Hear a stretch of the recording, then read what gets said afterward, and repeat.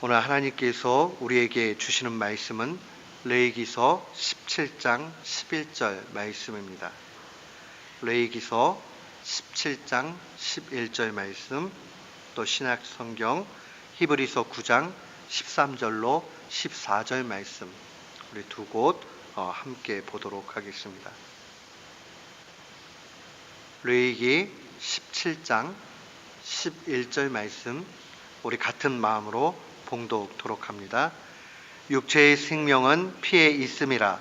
내가 이 피를 너희에게 주어 단에 뿌려 너희의 생명을 위하여 속하게 하였나니 생명이 피에 있으므로 피가 죄를 속하느니라. 아멘. 신약성경 히브리서 9장 13절로 14절 말씀입니다.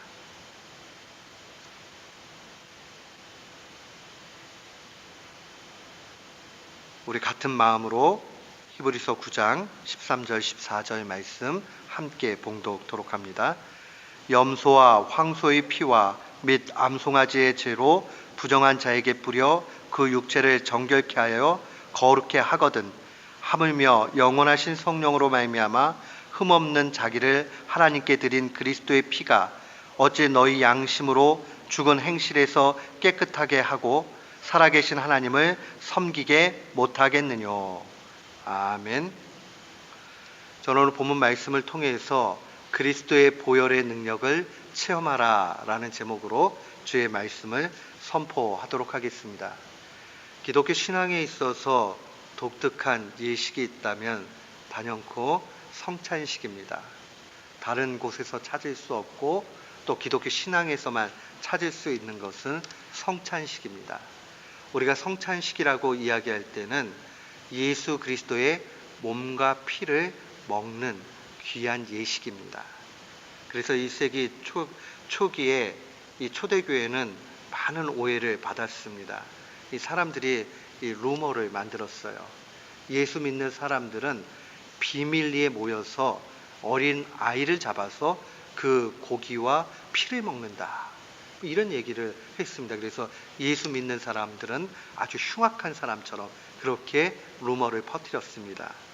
이런 일들이 지속되니까 당시에 이 비두니아 본도의 총독이었던 플리니우스라는 분이 계셨습니다. 이 사람이 예수 믿는 사람들에 대해서 아주 깊이 관심을 갖고 그들이 어떤 의식을 가지고 예배를 하는가 이렇게 보면서 나중에 이 총독으로서 황제에게 보고서를 올렸습니다. 그 내용에 보면 이런 내용이 나옵니다. 그들은 지극히 윤리적인 모임을 가지며 오르페우스교, 이 당시에 아주 좀 밀교라고 얘기하죠. 이 건전하지 못한 그러한 종교였습니다. 이 오르페우스교식의 카니발리즘과는 상관이 없는 무해한 식사를 하는 것으로 확인되었습니다 라고 그렇게 보고서를 올렸어요. 그러니까 실제로 어린아이를 잡아가지고 피와 고기를 먹는 것이 아니라 그들이 무언가 독특한 의식을 갖는 건 맞지만은 그러나 그것이 무해한 식사이지 우리가 생각하는 그런 루머와는 다르다라고 얘기를 했습니다. 기독교 신앙은 그 오해에도 불구하고 이 피 위에 세워진 그러한 신앙입니다. 그래서 이 피를 떠나게 되면 기독교 신앙이 무너지게 돼 있어요. 그런 의미에서 우리가 성찬식의 참된 의미를 갖는 것은 기독교 신앙의 중심을 붙잡는 것이다, 이렇게 볼 수 있습니다. 성찬의 내용을 우리가 깊이 보게 되면 우리가 어떻게 구원을 받게 되는지, 그 구원이 현세에도 어떠한 유익이 있는지를 확연하게 보게 됩니다. 우리 보통 성찬이라고 얘기하면 미국 사람들은 커뮤니언이라는 말을 사용을 합니다. 이 커뮤니언이라는 말이 두 단어가 합쳐진 거죠. 이 come이라는 말은 함께, together 이런 의미를 가지고 있죠. union, 하나가 되는 거죠. 연합이 되는 거죠. 그러니까 함께 연합이 된다, 그런 의미가 있어요. 그러면 함께 무엇이 연합이 되는가? 우리가 꼭 놓치지 말아야 되는 게 이 커뮤니언의 중심은 예수 그리스도의 피가 있습니다. 그의 몸이 있습니다. 그렇기 때문에 우리가 그리스도의 몸과 피를 먹고 마신다는 것은 우리 개개인이 그리스도와 연합되는 것을 의미하는 것이고요. 또 동시에 이 공동체, 함께 떡과 포도주를 먹은 이 공동체 안에 그리스도가 연합되는 것을 의미합니다.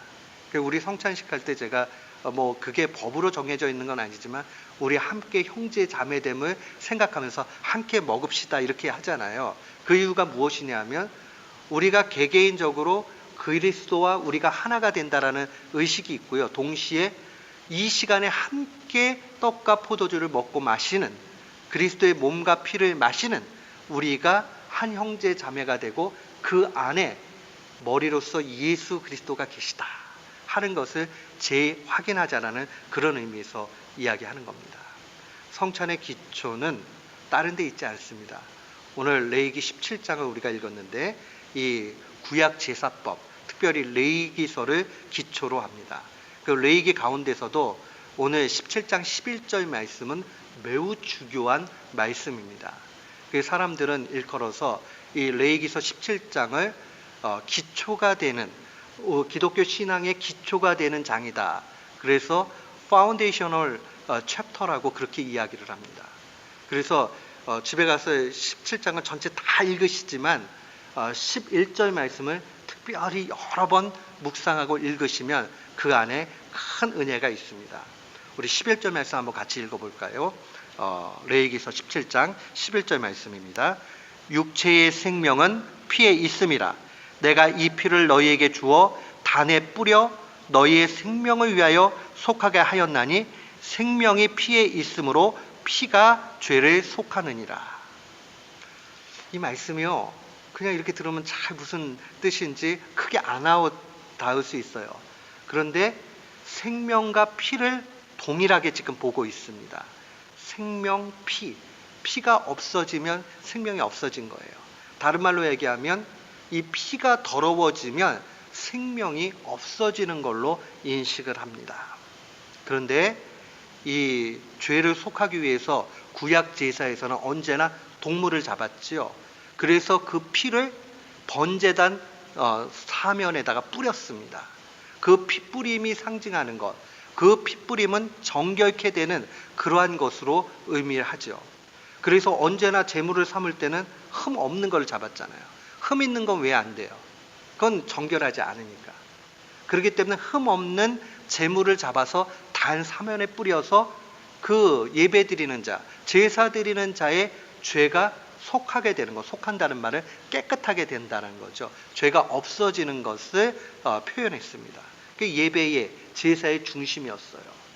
오늘 11절 말씀이 그것을 얘기합니다. 육체의 생명은 피에 있다. 내가 이 피를 너희에게 주어.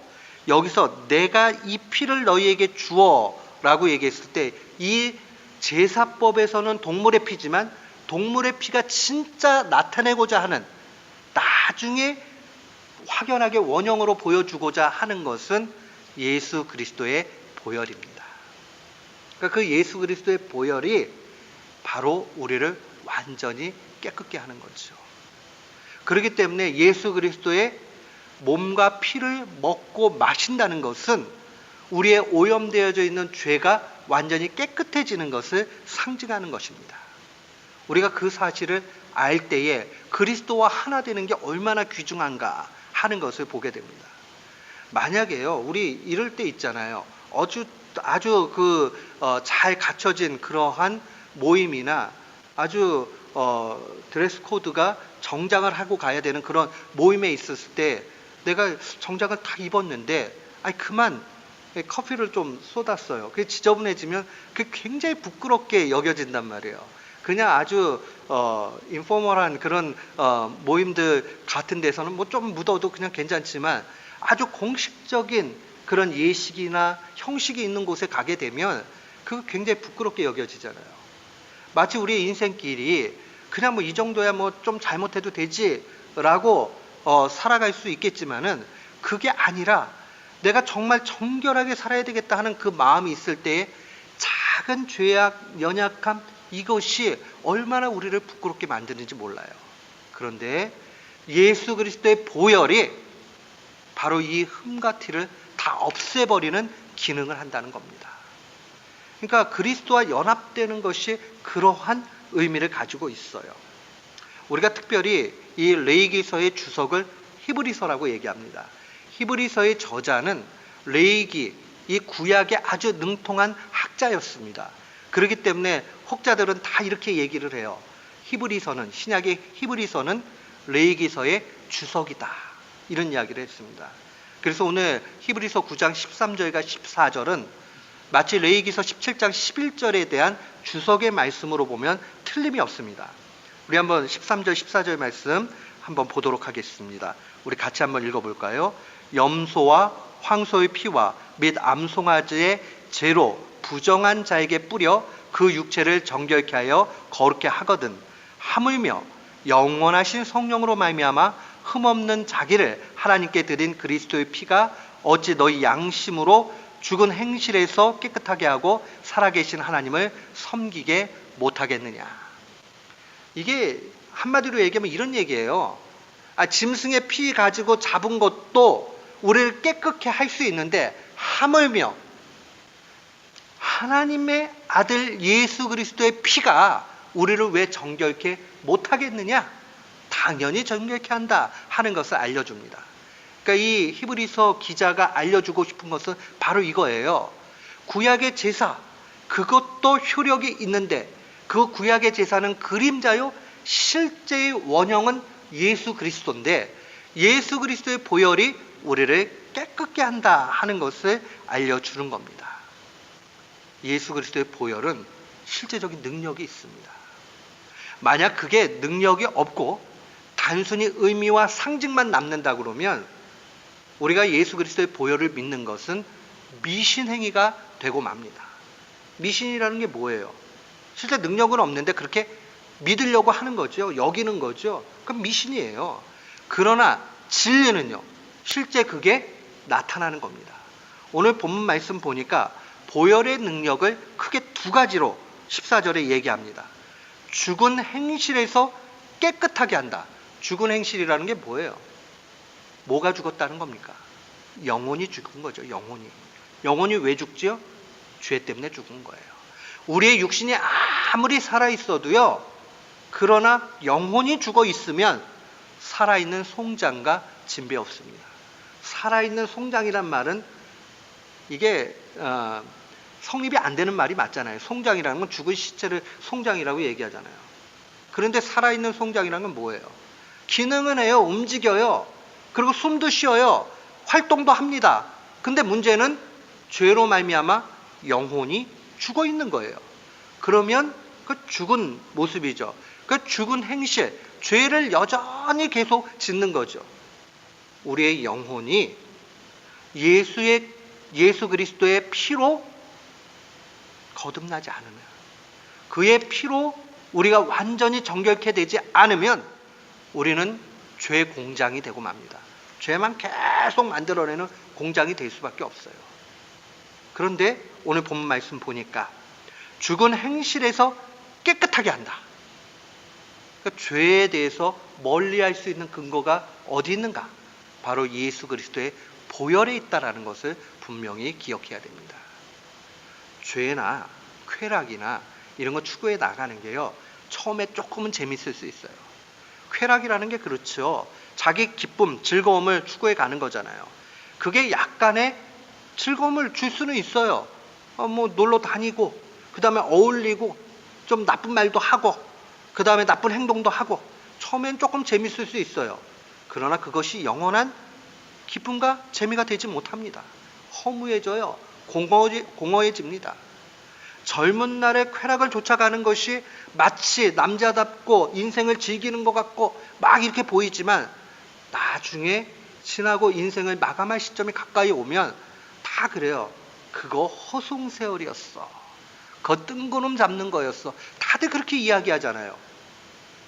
정말 인생을 바로 살아간 분들 가운데 말년이 가까이 오면서 젊은이들에게 한마디 하면서 야, 즐겨라, 놀아라, 쾌락을 추구해라. 그러는 분 보셨어요? 아무도 없습니다. 신앙이 있던 없던 그것이 아무런 유익이 없다라는 것을 누구나 알게 됩니다. 그러니 죽은 행실로부터 깨끗함을 입는 것, 다른 말로 얘기하면 죄를 짓지 않고 주의 말씀대로 살아가는 것, 그게 조금은 재미없어 보일 수 있어요. 젊을 때는 더더욱 그렇죠. 젊을 때는 재밌는 거 많잖아요. 근데 그거 안 하고 사는 거 좀 힘들 수 있어요. 그러나 나중에 지나고 보면 그게 가장 큰 기쁨이 됩니다. 제가 한국에 있을 때 재밌는 기사를 하나 봤어요. 아주 최근에 조사를 한 겁니다. 미국의 어느 단체에서 조사를 했는데 누가 행복할까 이렇게 행복에 관한 조사를 했는데 좀 슬픈 얘기도 있지만 기쁜 얘기만 제가 좀 드릴게요. 이성 친구를 많이 두고 그 다음에 쾌락을 추구했던 일들이 많았던 사람들이 행복이 얻어질 확률이 확 줄은다. 그 남자친구, 여자친구가 10명 있던 사람하고 3명 있던 사람하고 2명 있던 사람하고 다 비교를 해보니까 적을수록 나중에 행복하더라. 제가 만든 얘기가 아니에요. 정말 그런 조사가 최근에 나타났습니다. 왜 그럴까요? 젊은 시절에 쾌락을 추구하고 막 하게 되면 그 죄 가운데서 나중에 그 치명상이 계속 몸에 남게 되는 거예요. 그러니까 결혼 이후에도 즐거움이 없게 되는 거예요. 그러나 자기를 절제하고 기쁨 가운데 주님만을 바라보고 그렇게 나아가게 되면 나중에 하나님께서 열어주신 그 환경 안에서 참된 안식과 만족과 행복을 누리며 살 수 있는 겁니다. 저는 우리 교우들이 이 인생의 진리들을 잘 보기를 원합니다. 죄에서 멀리 떨어지게 될 때 행복하게 됩니다. 그리스도인이나 비그리스도인이나 죄에서 멀리 떨어지게 될 때 행복이 있게 됩니다. 죄 짓게 되면 불행하게 돼 있어요. 나중에는 결국 불행합니다. 그런데 예수 그리스도의 보혈의 능력이 이 죽은 행실에서 죄에서 우리를 구원한다 하는 이 말씀을 우리의 마음에 새기기를 주의 이름으로 축원합니다. 아멘. 이것이 보혈의 첫 번째 능력이요. 두 번째 능력을 오늘 히브리서 9장 14절에 보니까 살아계신 하나님을 섬기게 못하겠는가. 예수 그리스도의 보혈의 능력이 우리로 하여금 하나님을 바로 섬기게 한다라고 증거합니다. 우리 인생은 누군가를 섬기게 돼 있어요. 하나님을 섬기던 세상을 섬기던 둘 중에 하나입니다. 하나님의 기쁨을 구하던 세상의 쾌락을 추구하던 둘 중에 하나예요. 중간 단계가 없어요. 하나님 편에 서는 거 아니면 세상 편에 서는 겁니다. 세상 편에 서게 되면 처음에는 좋아 보일 수 있어요. 그러나 그거 아무것도 아닌 것이 되고 맙니다. 하나님을 섬기는 일들이 왜 중요하냐? 그것은 바로 보혈의 능력의 증표가 되기 때문에 그래요. 그리스도의 보혈의 능력이 내 속에서 크게 역사가 되게 되면 자꾸 하나님을 더 잘 섬기게 됩니다. 우리의 인생의 마지막에 분명히 주님께서 계수를 하실 거예요. 계산을 하실 거예요. 그 계산할 때에 너 이 땅 가운데 뭐 했느냐 라고 얘기하면 우리 뭐 얘기할 거예요? 돈을 이렇게 많이 벌었습니다. 내가 명예가 이만큼 올라갔습니다. 내가 이렇게 열심히 살았습니다. 그거 뭐 약간의 유익은 있을 수 있어요. 그러나 주님은 마지막에 꼭 물으실 거예요. 너 나를 얼마만큼 사랑했느냐? 분명히 물으실 거라고요.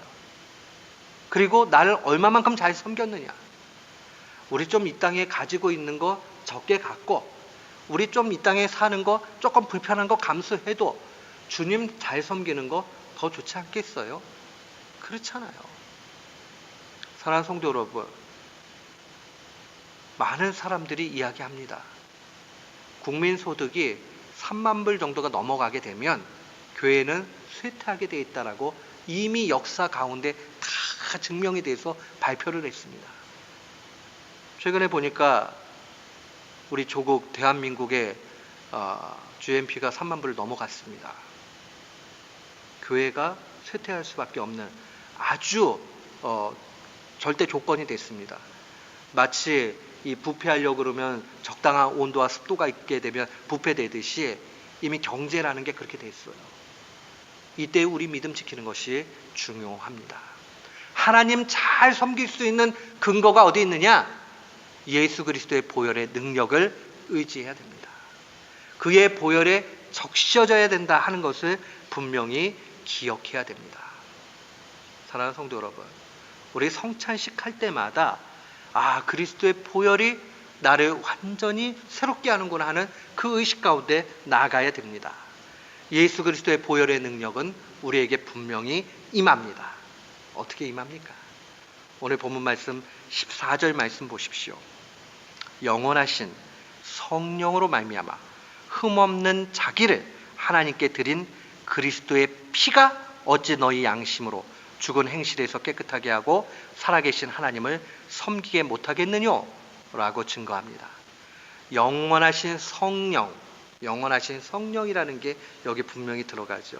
오늘 14절 말씀에 보면 성부, 성자, 성령이 다 드러나 있는 본문입니다. 먼저 성자 예수 그리스도의 피가 나오지요.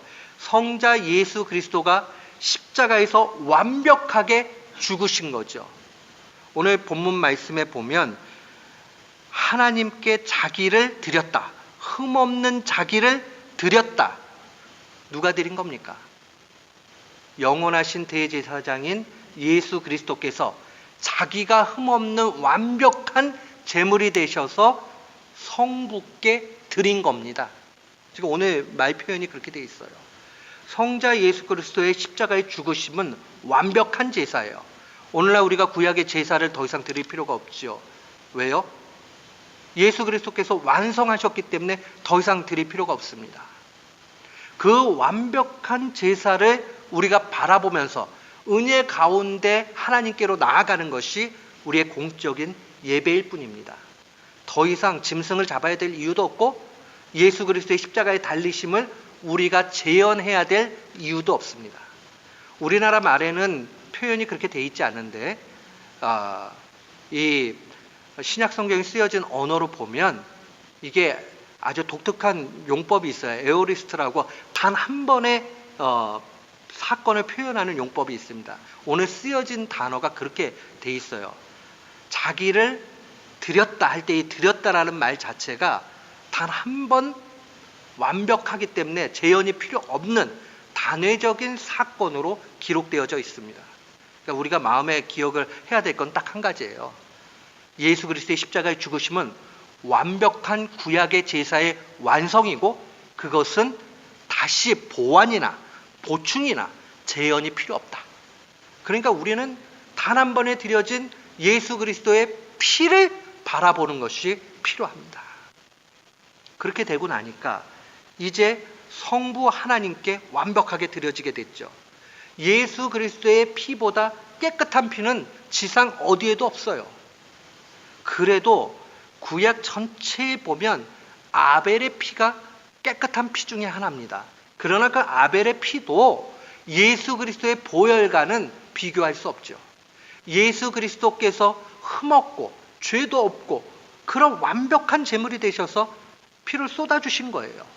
우리를 위해서. 그러니 공의로우신 하나님, 성부 하나님은 다른 거는 다 용납하실 수 있는데 용납 못하시는 한 가지가 있어요. 그게 바로 죄입니다. 죄는 용납하실 수가 없어요. 죄를 용납하는 순간 하나님은 하나님이기를 포기해야 됩니다. 하나님이 용납 못하는 거는 딱 한 가지, 죄만 용납 못해요. 그 하나님을 우리는 뭐라고 이야기하느냐?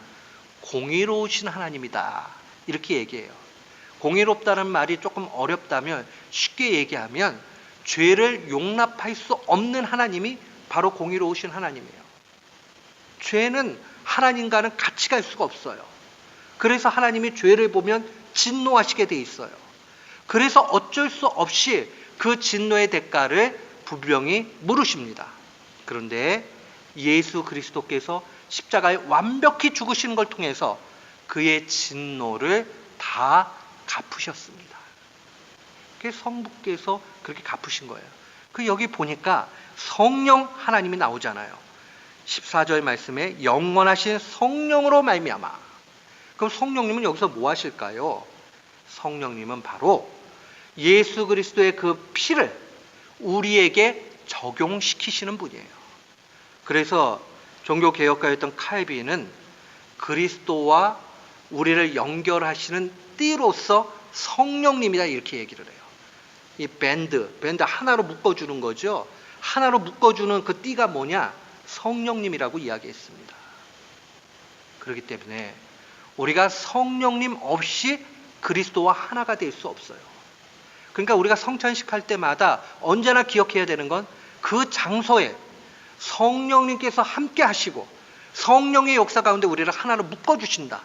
그 묶여지는 것은 끊어질 수 없어요. 그게 얼마나 단단하게 우리에게 주시는가 하는 것을 분명히 볼 수 있습니다. 사랑하는 성도 여러분, 예수 그리스도의 보혈의 능력은 믿는 모든 성도들에게 성령님으로 말미암아 보증되어집니다. 그러니까 이 확신 가운데 사는 일이 필요합니다. 그래서 우리 원래는 예배 드릴 때에 언제나 한 번도 빠짐없이 이 말씀과 성찬이 같이 가야 됩니다. 그런데 한국교회는 성찬을 조금 잃어버린 경향이 있습니다. 매주 원래는 하는 게 맞아요. 그런데 선교사님들이 이렇게 전해 주실 때에 이게 매주 하게 되면 성찬의 의미가 조금 퇴색된다 뭐 이런 가르침을 좀 주신 게 있어요. 선교사님들이 참 훌륭하셨는데 그 부분은 조금 아쉬운 부분입니다. 그래서 정통적인 교회 안에 보면 언제나 말씀과 더불어서 성찬식을 항상 했습니다. 루터교회 같은 경우에는 지금도 매주 성찬식을 대부분 합니다. 아무리 교회가 커도 다 하는데 우리도 뭐 한 달에 한 번 하잖아요. 그때마다 한 달에 한 번 하지만은 매주 성찬을 기억을 하셔야 돼요. 말씀을 들으면서 성령께서 이 시간 같이 하셔서 예수 그리스도의 보혈이 우리 가운데 완전히 있게 되고 하나로 묶어주신다 하는 것을 놓치지 말아야 됩니다. 그러면 예배만 그럴까요? 아니요. 예배뿐만이 아니라 우리 공적인 예배뿐만 아니라 우리 일상의 삶에서도 그리스도의 피가 우리 가운데 언제나 함께 하신다는 것을 기억해야 됩니다. 사랑하는 성도 여러분, 설교는요, 제가 설교하잖아요. 이 설교는 들리는 말씀이에요. 들리는 말씀. 그런데 성찬은 보여지는 말씀입니다. 성찬식 하다 보면 우리가 눈으로 분명히 보잖아요. 그걸 보면서 그리스도의 몸과 피를 눈으로 보는 거예요. 거기에도 은혜가 분명히 있습니다. 설교 가운데 은혜 받는 일 중요하지만은 그것만큼이나 똑같이 중요한 게 무엇이냐? 성찬식을 통해서 이 예수 그리스도의 몸과 피가 나와 하나가 된다. 성령으로 말미암아. 그걸 꼭 놓치지 말아야 돼요. 그러면 우리 속에 어떤 마음이 들겠습니까?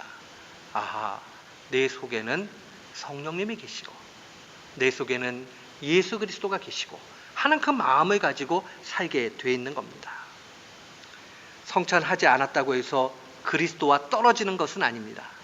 그러나 성찬식 하면서 늘 기억을 해야 되는 것은 그리스도가 내 안에 계시다는 것, 하나가 됐다는 것을 재차 기억을 하는 겁니다.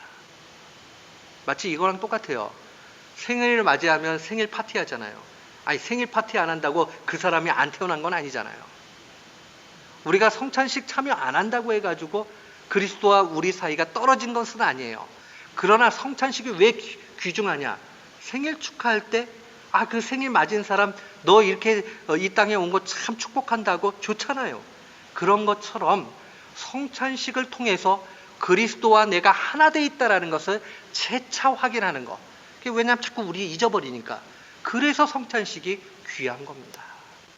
근데 그 성찬식은 우리에게 엄청난 유익을 가져다 줍니다. 어떤 유익을 가져다 줍니까? 우리 요한복음 15장으로 한번 가봅시다. 요한복음 15장 7절로 8절 말씀 한번 찾아보세요. 우리가 예수 그리스도와 하나가 되는 것이 성찬이다라고 얘기했는데, 예수 그리스도와 하나가 될 때 무슨 일이 일어나는지 저는 요한복음 15장을 읽을 때마다 얼마나 큰 힘을 얻는지 몰라요. 요한복음 15장은요, 우리로 하여금 정말 많은 말씀이 힘을 주지만 정말 특별하게 주시는 그런 능력의 말씀입니다. 우리 7절과 8절 말씀 우리 한번 같이 읽도록 합니다. 너희가 내 안에 거하고 내 말이 너희 안에 거하면 무엇이든지 원하는 대로 구하라. 그리하면 이루리라. 너희가 열매를 많이 맺으면 내 아버지께서 영광을 받을 것이요 너희는 내 제자가 되리라. 다른 말로 얘기하면 그리스도와 연합이 됐지요. 연합이 되고 나면 우리는 그 안에 열매를 맺게 되고, 열매를 많이 맺으면 예수님의 제자가 됩니다. 누구의 제자가 되느냐? 그거 왜 중요합니까? 그 인생을 헛되게 살았느냐 헛되게 살지 않았느냐 하는 게 누구의 제자가 되었느냐에 달려 있습니다. 우리가 정말 정결하신, 흠이 없으신 하나님이신 예수 그리스도의 제자가 된다는 것은 예수님이 걸어간 길을 부족하지만 그래도 따라간다는 의미가 있어요. 정말 우리가 후회 없는 인생, 값진 인생, 하나님 앞에 인정받는 인생 살기 원한다면 예수님의 제자 돼야 됩니다. 그런데 오늘 보니까 너희가 내 안에 거하고 내 말이 너희 안에 거한다. 이 말이 무슨 뜻입니까? 연합된 것을 얘기하는 거죠. 이렇게 연합이 됐을 때에 무엇이든지 구하라. 이게 무슨 도깨비 방망이 같이 구하면 금 나라 뚝딱하면 금 나오고 은 나라 뚝딱하면 은 나온다는 뜻이 아니에요. 무엇이든지 원하는 대로 구하라. 그러면 이루리라. 지금 여기서 무엇이든지 구하라는 그 말씀은 단순히 나의 필요와 원함과 이거 구하는 것 아니에요. 그거보다 더 귀한 건 무엇입니까? 죄인이 의인 되는 것, 죄인이 예수님의 제자가 될 수 있다면 금 나오는 거, 은 나오는 거 그거 어떻게 비교할 수 있겠어요? 그거하고는 완전 차원이 다른 얘기죠. 제자 된다는 얘기입니다. 우리가 그리스도의 그 보혈 가운데서 깨끗하게 되어서 그리스도와 하나가 되게 되면 바로 예수님의 제자가 될 수 있는 길이 열립니다. 이게 얼마나 큰 신비인가 우리는 생각해 봐야 됩니다. 그러면 야, 이거는 이제 하나님께서 그렇게 이루어 주실 거니까 우리는 가만히 있으면 되겠는가? 언제나 하나님의 말씀은 하나님의 측면에서 되어지는 일에 대한 선포가 있고 우리 측면에서 해야 될 실천적 영역이 있습니다. 사랑하는 성도 여러분, 우리가 하나님 앞에 예배를 안 드려도 하나님의 백성이다. 그렇게 여겨주시면 여겨주시겠죠. 그죠? 그러나 우리의 측면에서 하나님 앞에 바른 예배를 드릴 때에 또 우리가 하나님 앞에 영광 돌리는 그 기쁨이 있잖아요. 그런 것처럼 실천적인 부분들이 있습니다. 예수 그리스도의 보혈의 능력을 우리가 어떻게 하면 체험할 수 있겠습니까? 성령님 통해서 우리에게 분명히 그리스도의 보혈의 능력이 분명히 임하게 돼요. 근데 우리의 측면에서 또 해야 될 일이 있습니다. 그것은 바로 우리가 어떤 존재인지를 먼저 알아야 됩니다. 저는 그것을 성전의식이라고 얘기하고 싶습니다. 성전이라는 것은 거룩한 처소라는 얘기죠. 의식이라는 것은 생각을 갖는 거예요. 고린도전서 3장 16절에 보니까 너희가 하나님의 성전인 것과 하나님의 성령이 너희 안에 거하시는 것을 알지 못하느냐? 라는 말씀이 있습니다. 우리가 정말 예수 그리스도의 보혈의 능력을 체험하기 위해서 기억을 해야 되는 것은 내가 성전이다 하는 것을 가져요. 우리가 성전이면 우리 안에 거룩하신 성령님이 계시기 때문에 성전되는 거 아니에요. 성령님이 우리 안에 계시다고 그러면 자꾸 회개가 나오겠죠. 우리 사람이니까 미워하는 마음 생길 수 있어요. 순간적으로. 그러나 우리가 생각하는 거예요. 내 속에 성령님이 계신데 내가 성령님을 근심하게 이렇게 나쁜 마음을 가지면 되겠는가? 하고 자기를 회개하게 되잖아요.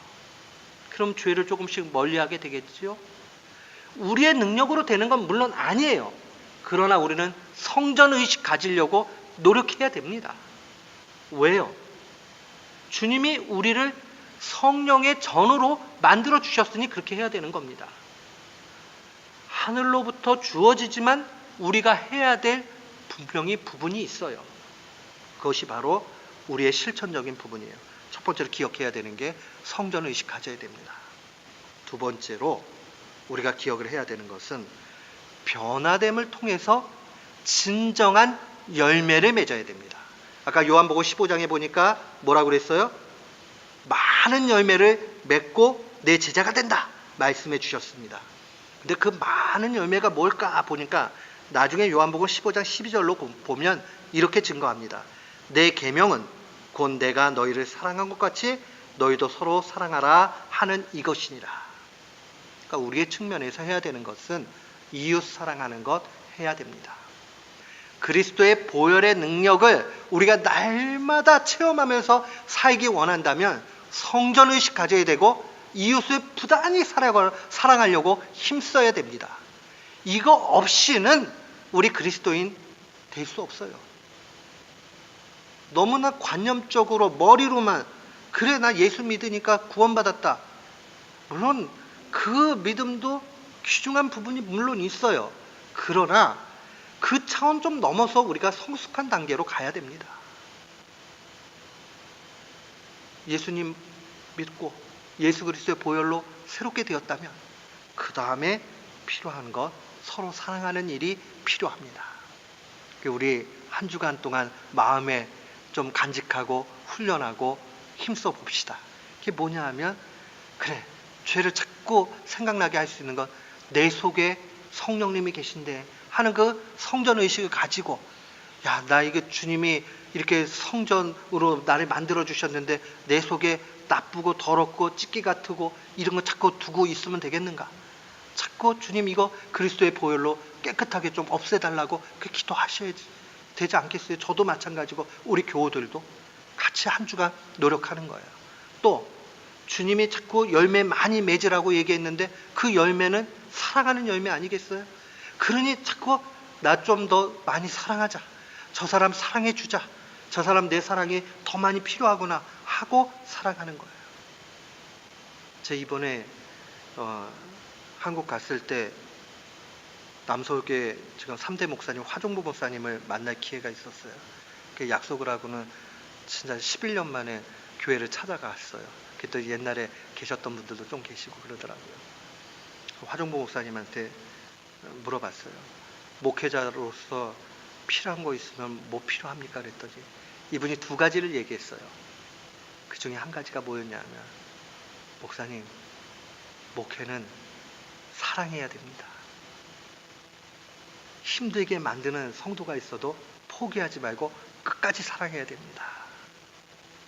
저는 그래도 저를 속삭이고 포기할 만큼 뭐 그런 성도는 없어서 제가 감사하지만은 그런 성도가 계시다 할지라도 끝까지 사랑해야 되겠구나 그 생각했어요. 그래서 제가 작정을 했습니다. 기도하고 하나님 어떠한 일이 있어도 사랑하는 사람 돼야 되겠습니다.